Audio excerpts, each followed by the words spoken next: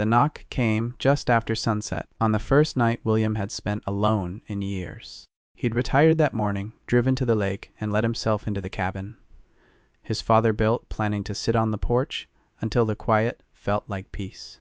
The woman on his step was young, auburn-haired, and looking at him as if she already knew him. He said his name, and she told him she'd driven all that way because her dead grandfather had asked her to. William had cleaned out his desk that morning the way a man closes a drawer he doesn't intend to open again.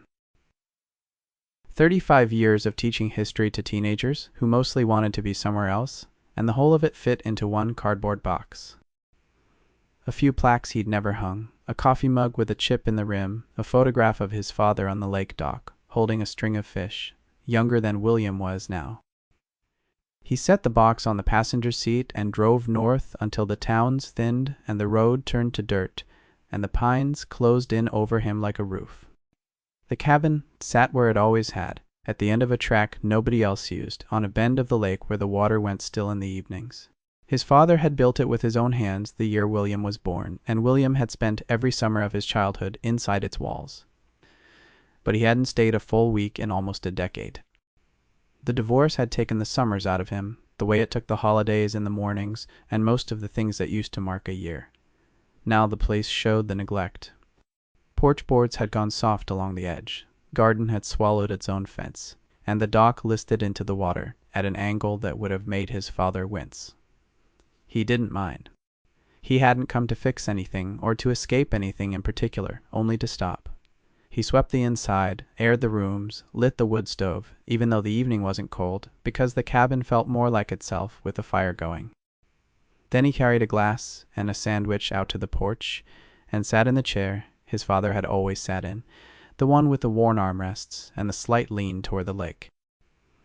The water turned gold, then copper, then the kind of gray that means the day is finished. A heron landed on the far end of the dock and stood there perfectly still, as if it had been waiting for him to settle before it would move. This was the quiet he'd driven all that way for. He'd imagined it for months, the way a man imagines a drink when his throat has been dry. For a long time the nothing, the not having to, no lessons to plan, no faculty meetings, and no empty house to walk into, where someone else's absence had learned to live before he did. He let it settle over him the way a blanket settles, and he waited to feel relieved. The relief didn't come. The quiet was deep, and it was real, but underneath it there was something else he hadn't expected, a heaviness he couldn't name, the sense that he had arrived at the end of a very long road and found that the end was just another place to sit by yourself. He looked at the heron, and the heron looked at the lake, and neither of them offered him anything. He set down the glass he hadn't touched, and the sandwich he wouldn't finish, and he thought, plainly without any drama, that maybe this had been a mistake. Maybe the quiet he wanted and the quiet that was waiting for him were two different things. The marriage had ended 5 years back, quiet and clean, the way a long summer ends. There was no cruelty in it, just two people who had slowly run out of things to say to each other and finally stopped pretending otherwise. They'd had no children, which made the leaving easier and the after harder, because there was nothing left of the two of them to keep tending.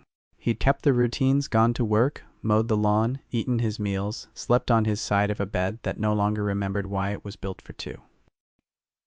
And then the years had passed, and he'd thought he was healing, and only now on this porch did he understand he'd mostly been going through the motions of a life that had already ended. He sat with that for a long time, and then, before he decided anything, someone knocked. He almost didn't open it. A man doesn't expect a knock at a cabin at the end of a track nobody uses, on his first night in the dark. For a moment he thought he'd imagined it, the way you hear your own name in the wind when you've been alone too long. But it came again, 3 slow knocks, patient, the way someone knocks, who isn't sure anyone is home. He opened the door. She stood on the step below him, so that for a second he was looking down and she was looking up. And then she straightened, and they were almost level, and he understood that she had arranged herself that way on purpose. Auburn hair that had gone a little wild from the drive, framed a face, maybe half his years, a face he couldn't read as anything but certain. She was wearing a summer dress, the color of the lake at dusk. She didn't look lost, looked instead like someone who had been looking for this door for a long time and was glad to have finally found it. "William," she said, And it wasn't a question, just his name, spoken the way someone says a word they've been holding in their mouth for miles. He didn't answer right away. He was trying to remember the last time anyone had said his name, like that, like it meant something, and he couldn't. In the years since the divorce, his name had become mostly a word on forms and a greeting at the grocery store, a thing people said to get his attention and nothing more. She said it as though it had weight, as though she had been saying it to herself for a long time before she said it to him. "I'm Scarlett," she said. "My grandfather was Walt. He died 2 weeks ago. He told me if I was ever truly lost, I should come to the lake and find you." Walt? The name surfaced slowly, the way a stone comes up through still water. Walt had been his father's fishing partner, the only one who came out to the cabin back then. A big, quiet man who taught William to bait a hook without flinching. William hadn't seen him in years, hadn't known Walt was dead, hadn't known he had a granddaughter. "Did your father ever talk about a man named Walt?" she asked. "He talked about Walt the way some men talk about a brother," William said. She nodded, as if that confirmed something she'd been carrying across a lot of miles. The wind came up off the lake then, sudden and cold for the time of year, and the trees along the shore bent with it. She looked past him at the darkening road behind her, and he understood that she had driven a long way and that the road she'd come on was the only road, and it was a bad one, and there was a storm written across the sky behind her. He couldn't send her back down it in the dark. "You'd better come in," he said, "just for tonight." She picked up a bag from the step he hadn't noticed, and she came in, and the cabin felt different the moment she crossed the threshold. Smaller and warmer, as if the walls had been waiting all these years for a second voice. He showed her the spare room, the one that had been his as a boy, and she set her bag on the bed and stood for a moment looking at the window that faced the lake, and she said, very quietly, that he had a beautiful home. He didn't correct her. It had been a long time since anyone had called it that. The rain started before he'd finished making the coffee. It came the way it comes on a lake. All at once, on the tin roof over the porch, like someone drumming their fingers. They sat at the kitchen table with the lamp between them, not talking much, and William thought about the strange fact of her, a woman he had never seen, who knew his name, sent by a dead man he had almost forgotten, to a cabin he had almost forgotten too. The question he couldn't ask yet, the one sitting under all the others, was why? Why him? Why here? Why this? He expected to wake to an empty cabin and the smell of his own coffee. Instead, he woke to the smell of someone else's, and to the sound of a pan on the stove, and for a disorienting moment he thought he was back in the marriage. Back in the years before it ended, before he remembered where he was and who was here. She was at the stove when he came out, moving through his kitchen as if she'd learned the layout in her sleep. She'd found the eggs he'd brought and the bread, and she'd made a meal of it without asking. There was something unsettling about how natural it felt, and he was careful not to let that show. They ate at the table with the morning light coming flat across the lake. She told him the shape of it, the way you tell a stranger the outline of a story you haven't figured out yet. She'd had a job in a city she didn't name, work that paid well and meant nothing to her, and she'd been good at it in the way that only made the emptiness worse, because being good at something that doesn't matter is its own kind of slow drain. She'd had someone she'd been with for years, who had slowly become a person she didn't recognize, and one morning she'd understood she'd been living his life instead of hers, and she'd stopped. No explosion, just a quiet unclenching, the way a fist finally opens after you've held it too long. Then Walt had died, and the last fixed point in her life had come loose. And the morning after the funeral, she'd packed her truck and pointed it north. Because Walt had always said the word north like it was the answer to a question she hadn't asked yet. William listened, and he recognized it. Not the details, but the feeling underneath. The sense of having arrived at your own life and found you'd been living in someone else's. It was the same feeling that had put him on this porch. The storm had done some damage in the night. The porch rail was loose where it met the steps, the garden was worse, and out on the water, the dock had taken a beating, one of its cross planks half torn away. She looked at it through the window the way he used to look at it, with the eye of someone who sees the work and not the ruin. "I'm handy," she said. "Walt raised me on his land after my grandmother passed. He taught me to fix things because he said the world would never fix them for me." She turned from the window. "Let me stay and help you put this place right, the room for the work, no timeline, no strings." He said no before he'd thought it through. It was too much, too fast, from a woman he'd known for 12 hours. He told her he appreciated the offer, that she was free to stay another day to rest, and then the road would be clear, that he'd managed the cabin alone for a long time and would continue to. She didn't argue. She thanked him evenly, and a little while later he looked out the window, and she was on the porch with a hammer he'd left in the shed, tightening the loose rail, her hair tied back, working the way someone works who isn't trying to prove anything. He watched her for a long minute through the glass, and he went out and held the board, while she nailed it. One day did what one day does. It became 2, and then a week, and then the rhythm of the place rearranged itself around a second person without anyone agreeing to it. They worked the cabin together through the mornings, when the light was good and the air off the lake was still cool. The garden first, because it was the worst of it. They pulled the wild growth back from the fence, dug out the roots that had taken hold in the beds his father had kept, and rebuilt the corner post that had rotted through. She was good with her hands, better than he'd expected, and she didn't need to be shown a thing twice. He taught her what his father had taught him about wood, how to read the grain before you cut, how to listen for the clear sound a board makes when it's sound versus the duller note it makes when it's gone soft inside. She listened with her whole body, the way she did everything, and after a while she could tell the difference before he could. From the garden they moved to the porch, replacing the soft boards one by one, and then inside to the floors, sanding the old planks down to clean wood, and sealing them until they came up warm and gold under the lamplight. After the floors came the logs. They spent 3 days restaining the outside walls, working from the bottom up, brushing the stain into the grain in long even strokes, the way his father had shown him one summer, when he was barely tall enough to hold the brush. The cabin turned a deep red-brown as it dried, the color it had been when he was a boy, and standing back to look at it they both went quiet, the way people do when something they've been working on finally looks like itself again. The days had a shape to them. Work until the sun was high, food on the porch, work again until the light went, and then the evenings, which were the part he didn't have a name for.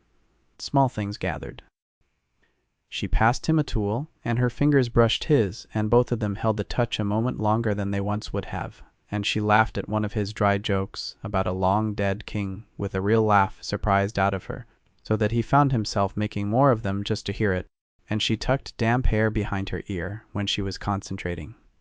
While he noticed, and was unsettled to notice, he had not spent much time around someone who took pleasure in small done things. The clean edge of a cut board, a row of straight nails, and watching her take that pleasure started to wake the same thing in him, until the work itself felt different done beside her than it had ever felt done alone. There was an afternoon, maybe 10 days in, when they stopped for lunch, and the lake was flat and bright, and a heron was standing on the dock they'd just rebuilt. They sat in a silence that didn't itch. He couldn't remember the last time he'd sat with anyone in a silence that didn't itch. In the marriage, the silences had grown heavier every year until they were the loudest thing in the room. With Scarlett, the silence was just silence. Comfortable the way 2 instruments in tune are comfortable, and he let it hold him, and then he caught himself letting it, and he pulled back. He started correcting himself in his own head. She was young enough to be his daughter, and that was a fact, and he turned it over like a coin whenever the feeling rose.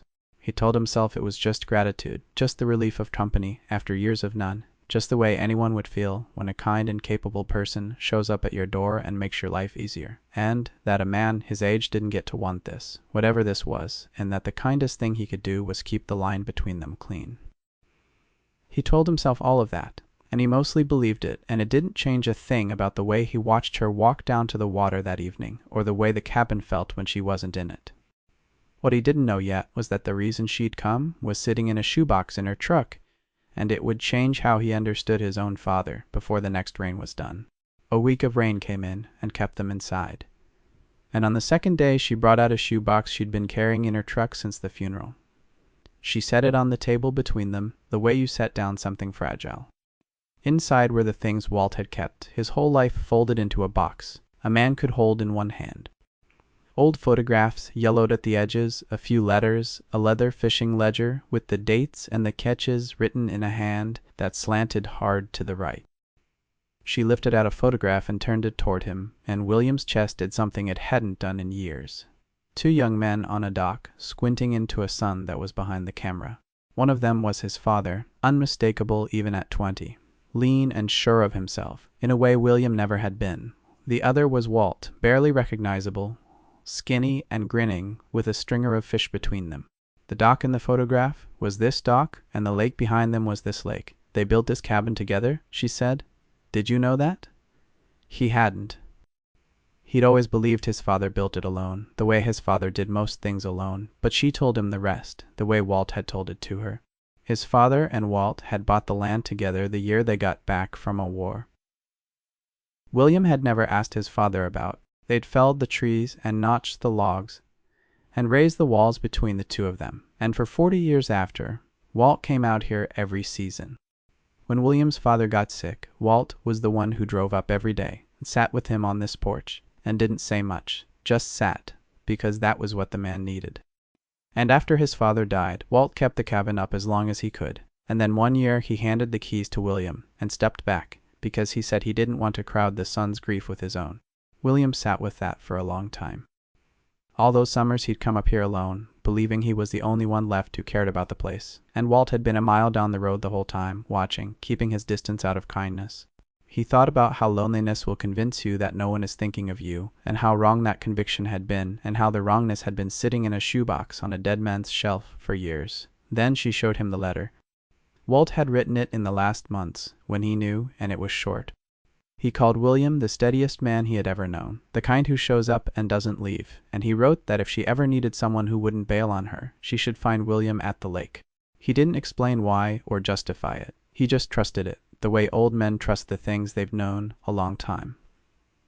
William read it twice, and the second time the words blurred a little, and he didn't pretend they didn't. The quiet implication settled into him. Walt hadn't sent her here on an errand. He'd sent her the way a man passes something good forward when he knows his own time is short, the way you leave a lamp lit for someone coming after you in the dark. She was watching him, and he could see she was afraid not of him, of being a burden, of having shown up at a stranger's door with nothing but a dead man's name and a shoebox, and needing more than she was giving. "You're not a burden," he said, and he said it before he'd planned to, the words coming out in the shape of the truth rather than the shape of politeness. Or the first thing in years that's made this place feel like it has a heartbeat. He heard himself say it, and he went quiet. Because he hadn't meant to say that much, she didn't press. The rain kept up on the roof, and they sat with the photograph between them, and the box and the letter, and for the first time the question between them wasn't whether she would stay. It was what he was going to do about the fact that he wanted her to. The weeks turned and the summer deepened, and the cabin came back to itself in pieces, and so did something in William that he'd believed was finished. The ease between them had changed. There was an undertow to it now, a pull that lived under the ordinary motions of the day, in the passing of a cup, in the way their shoulders could end up close on the porch step without either of them having moved there on purpose. He noticed the pull the way you notice a season turning, not all at once, but in small signs that add up. She'd started humming while she worked, low and half aware, old songs he didn't recognize, and the sound of it had become the sound of the cabin the way the heron and the water had been before her. He'd started setting out 2 mugs in the morning without thinking, and one morning he set out only one and then stood at the counter feeling the wrongness of it in his hands. She'd begun to know where he kept things, and he'd begun to expect her in the rooms before he saw her. And the expecting had started to feel like the most natural thing in the house. One evening sticks in the telling, late with the fireflies out over the water and the lake black except where they moved. She had her bare feet up on the step near his hand, and they'd been quiet a long time, and she turned and looked at him, and he let himself look back, and the looking went on a beat longer than looking between friends ever goes.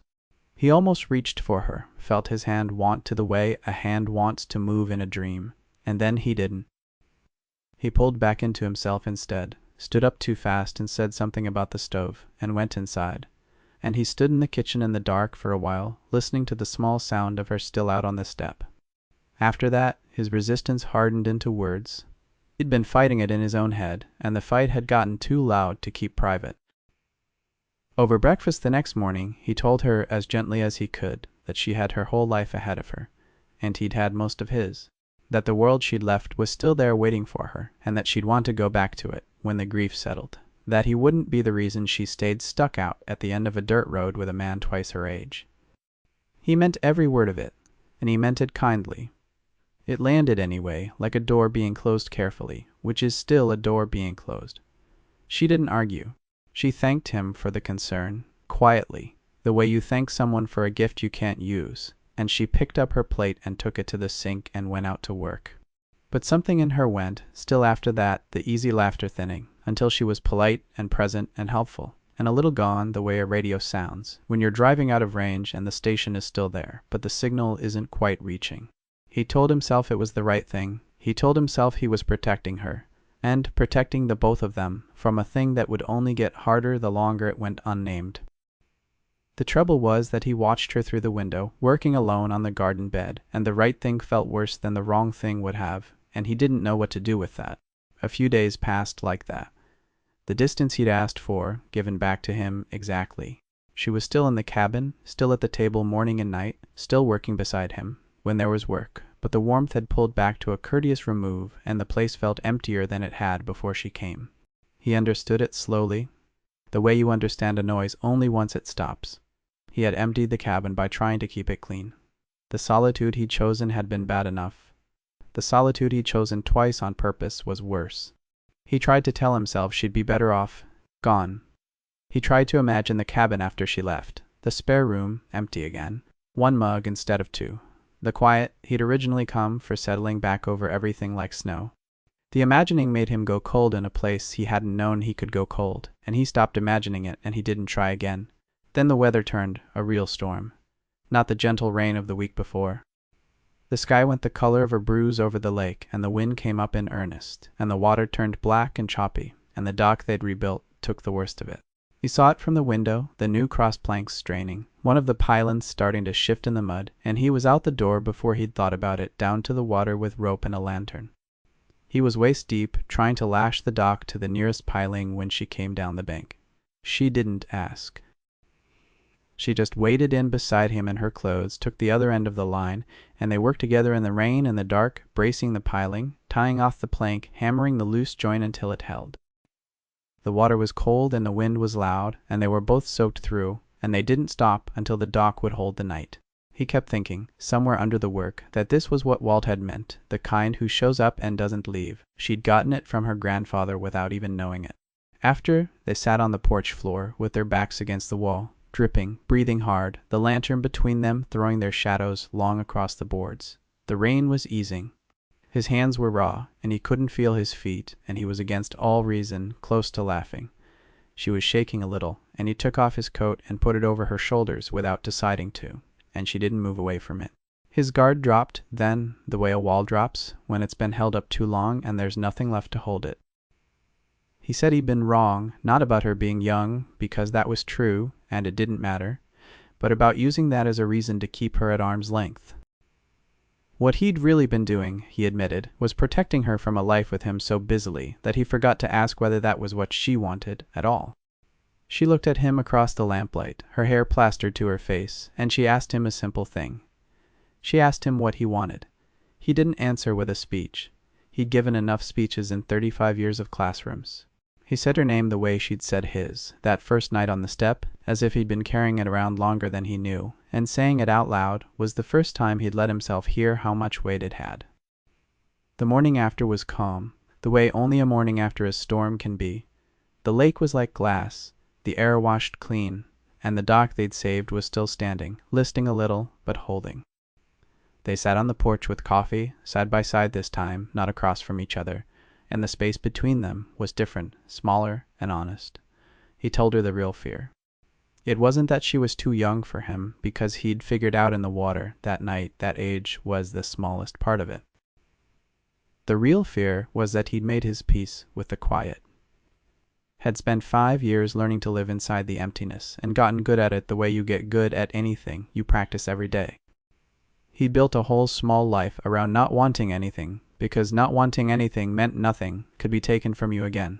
And wanting a life again, after you've made that kind of peace, is the most frightening thing he'd ever done. More frightening than the divorce. More frightening than the first night on this porch when the quiet didn't feel the way he'd hoped. Better to be brave now and wrong than safe forever and empty, he told her. All summer he'd been calling it gratitude, then calling it nothing, then calling it a mistake, because every name he gave it was a name that let him keep his distance. The truth, the one he'd been running from since the evening with the fireflies, was simpler than all those names and harder to say.